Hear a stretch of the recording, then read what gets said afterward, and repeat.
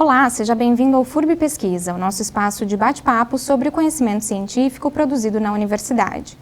O nosso tema de hoje é a crescente relação entre a tecnologia e a prevenção de desastres.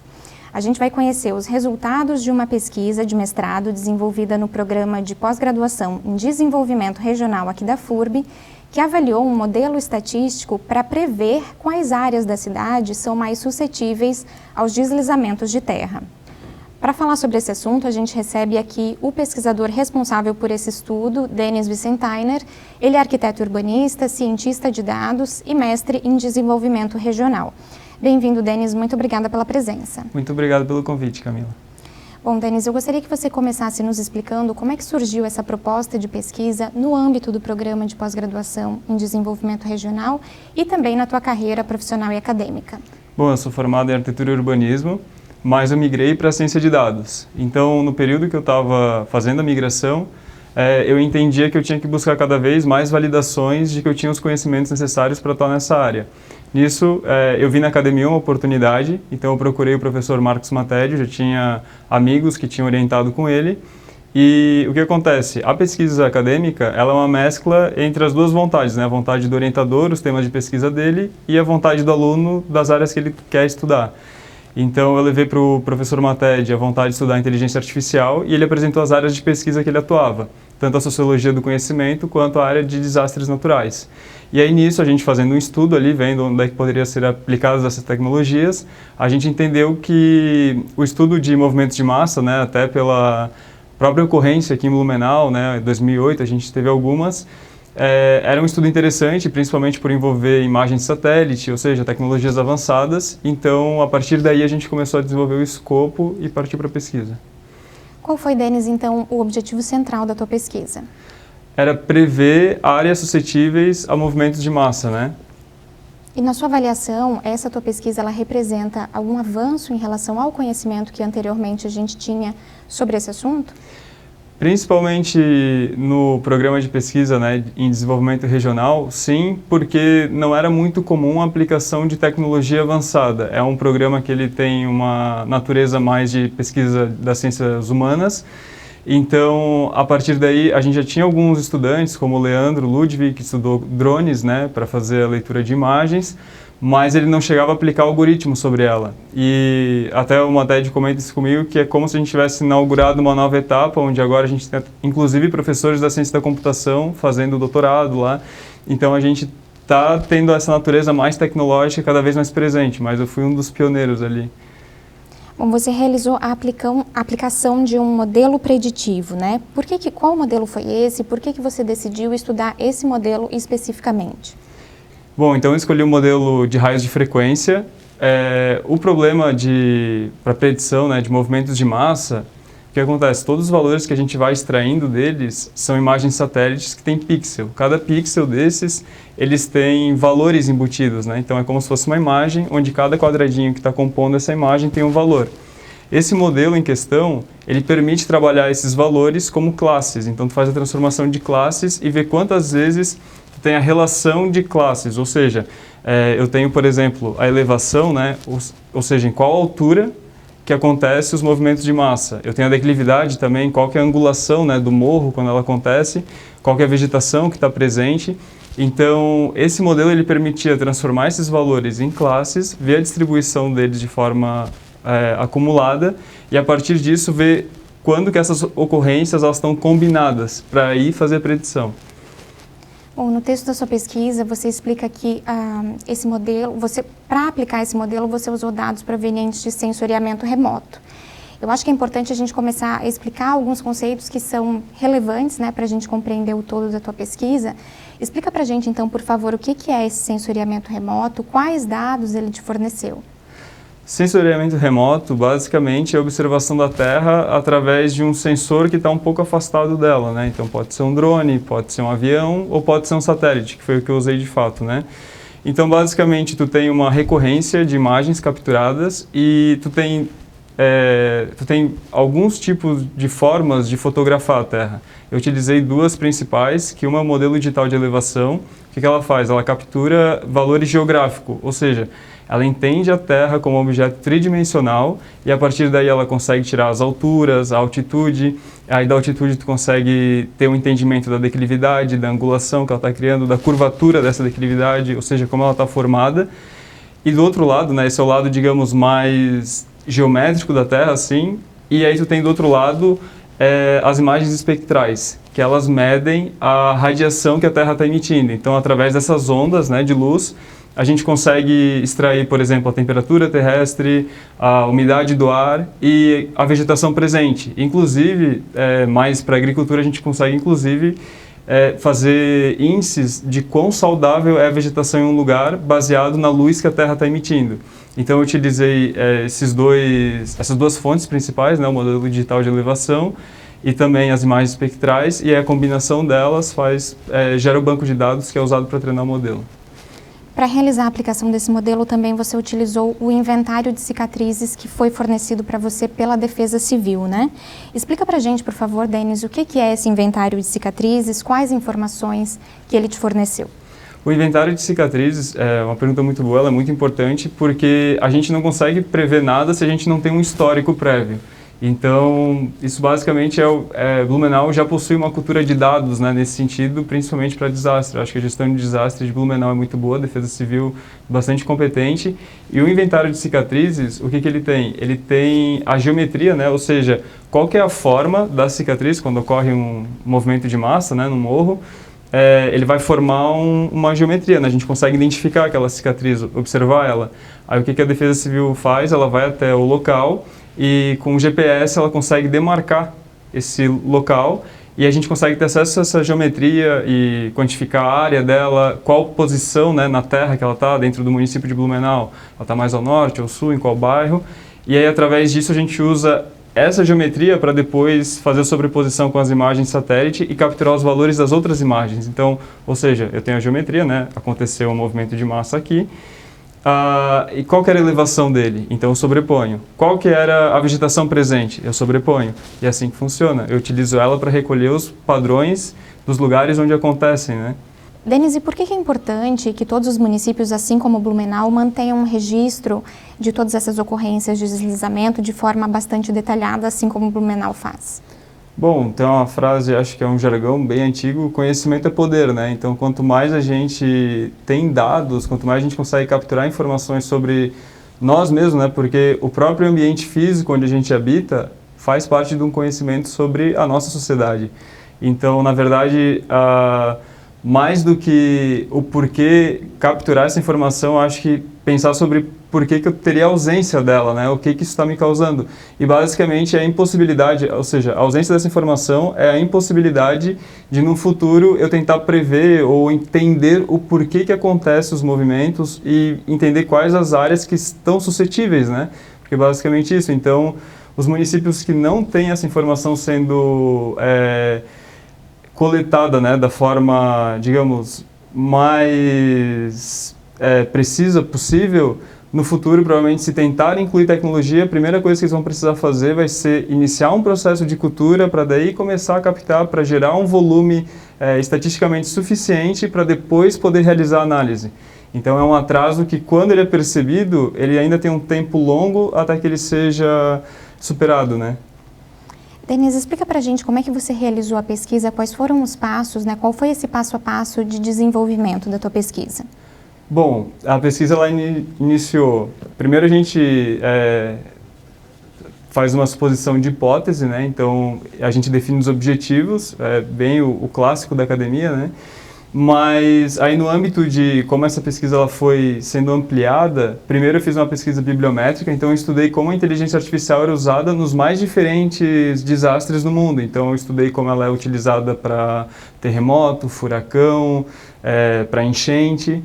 E aí eu fui recolhendo depois, né, fui afunilando ela e recolhendo a utilização de modelos para movimento de massa.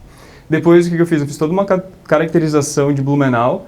Então a gente definiu 3 áreas de atuação para a gestão de desastre, né? Primeiro tu tem o aspecto físico, o ambiental ali, né? Então entender como é que Blumenau está situado, ou seja, quais fatores atmosféricos interferem no clima de Blumenau, qual que é o clima de Blumenau, qual é a vegetação, qual é a geomorfologia. Então, fazer a descrição disso, depois entender como é que ela está situada socialmente, ou seja, como foi a colonização, como foi a urbanização da cidade, onde estão as áreas de risco, onde estão as escolas, os hospitais. Então, fiz todo esse mapeamento e depois a parte que a gente chamou de sociotécnica, que é como é feita a gestão disso. Então, fiz toda essa descrição.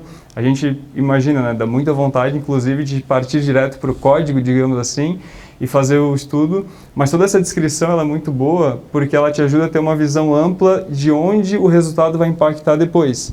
Então, teve essas escalas e aí no último capítulo, o terceiro capítulo, né, então primeiro foi a bibliometria, depois a descrição de Blumenau, né, pelo aspecto ambiental, social e depois sociotécnico da gestão.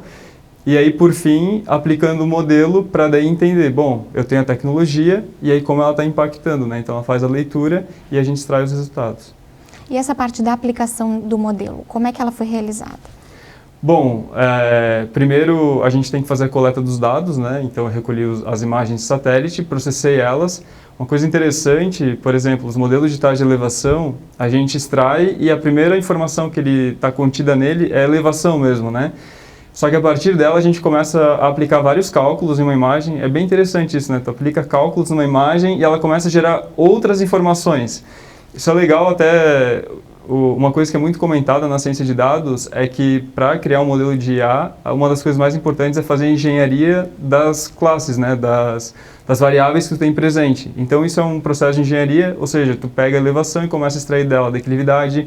Tem um dos fatores muito importantes, né? A gente chama as condicionantes que vão influenciar no movimento de massa de fatores de influência, porque de fato, né, eles estão influenciando na ocorrência.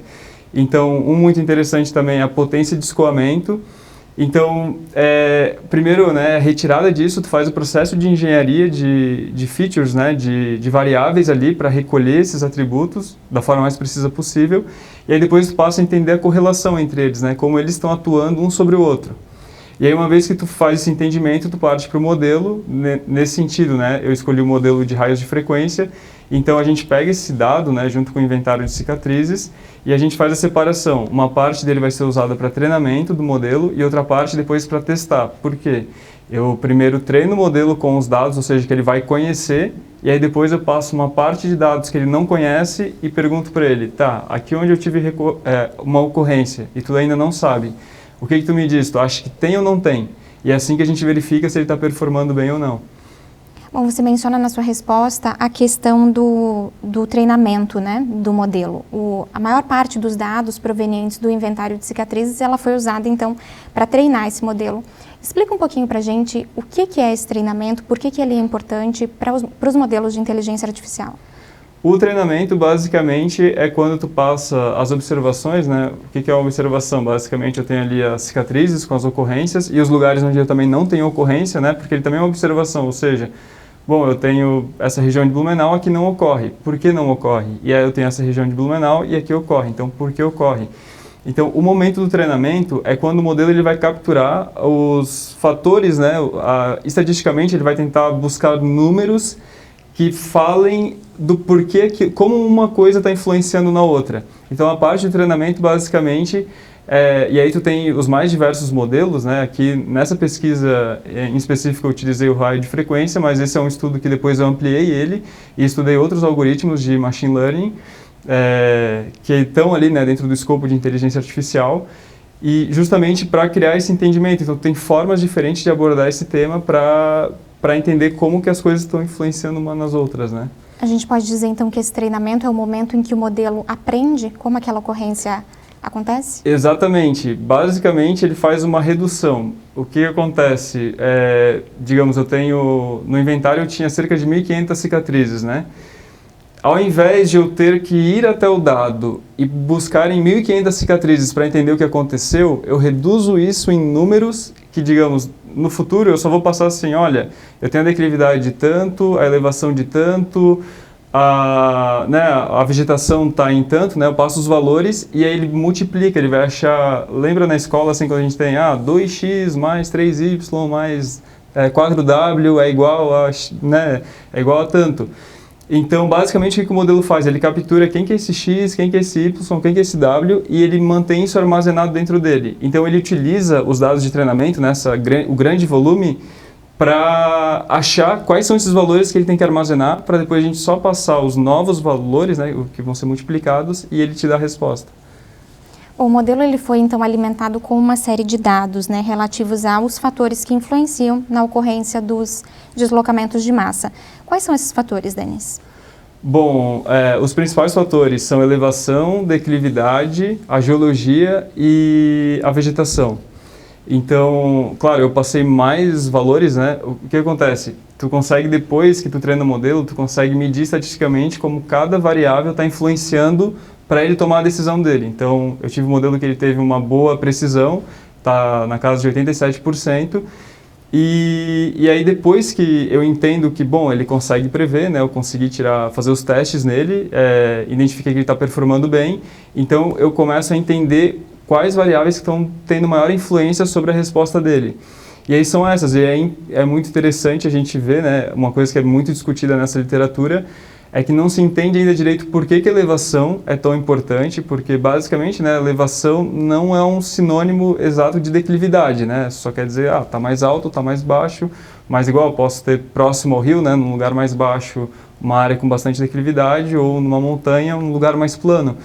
Mas o que a literatura vai dizer? Que a influência humana, ou seja, as pessoas geralmente habitam áreas mais baixas, né, por exemplo, aqui em Blumenau.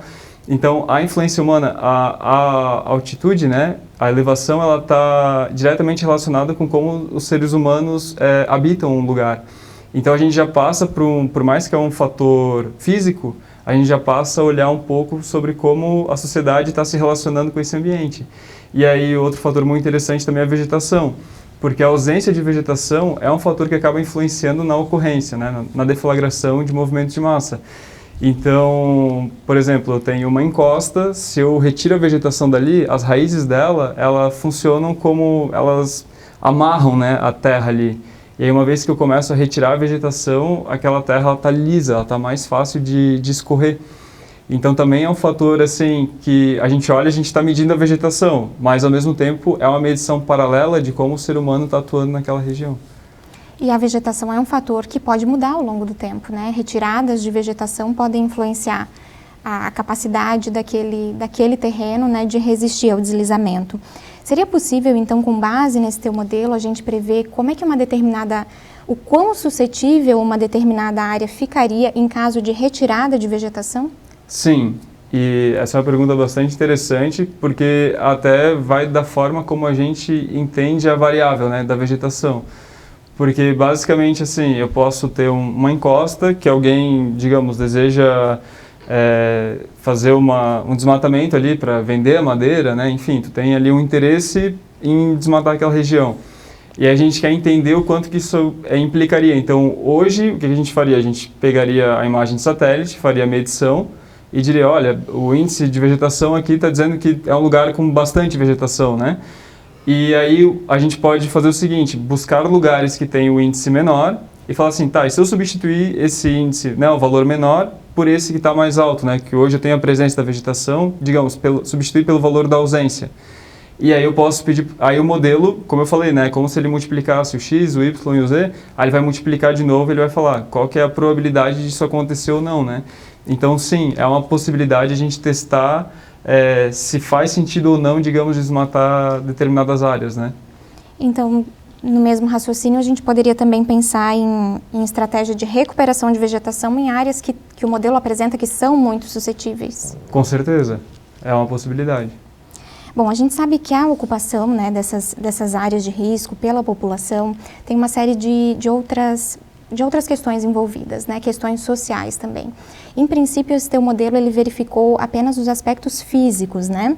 Seria possível a gente adicionar num segundo momento dessa pesquisa, por exemplo, aspectos sociais também, como a questão da ocupação, das habitações precárias, algo nesse sentido? Sim, e a parte do meio da minha pesquisa, né, a segunda parte dela, eu acho que é justamente o que vai dar esse entendimento, porque como ela inicia, né, ela inicia com a descrição dos fatores ambientais, físicos da cidade, e a segunda parte dela é os fatores sociais. Então tem o mapeamento e a descrição, e aí no terceiro capítulo é onde, digamos, essas coisas elas começam a se correlacionar, mas eu encerro a pesquisa na parte onde eu faço a predição ambiental.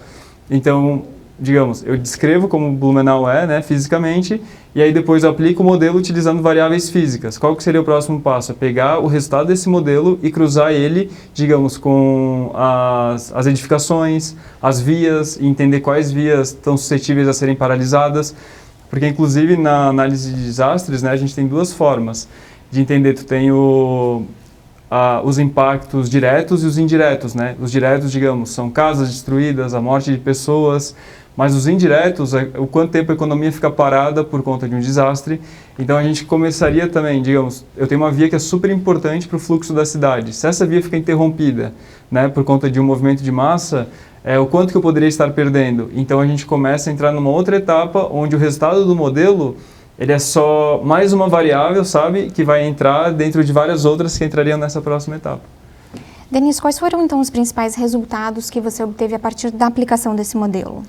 Bom, acho que o principal resultado é confirmar a hipótese de que imagens de satélite podem auxiliar na predição de movimentos de massa, né? E então, tanto entender que as imagens podem auxiliar, quanto que a presença de ter um inventário, né, de cicatrizes também é importante, porque é a partir dele que a gente consegue ter a noção dos lugares onde já tiveram ocorrências, né? A partir desse modelo específico que você estudou, além de prever onde, né, quais são os lugares mais suscetíveis, seria possível também prever quando e com qual gravidade um deslizamento poderia acontecer? Isso é uma pergunta muito interessante, porque aí começa a entrar a graça da ciência de dados, porque o dado, ele é engraçado, né? Porque tá dentro da área de exatas, mas ele não é tão exato, porque tu pode, como eu falei, tu pode extrair muita coisa das imagens satélite. Então, por exemplo, quando eu li as pesquisas, era normal que se extraíssem coisas diferentes para diferentes pesquisas. Então, tem várias formas de abordar o tema. E uma delas é tu trazer o acumulado de chuva, né, daquele mês, ou seja, quantos milímetros choveram. E isso é uma forma de associar com o tempo, né? Ou seja, nesse mês eu já tenho acumulado de tanto, isso influencia sim ou não, né? Aí o que eu teria que fazer?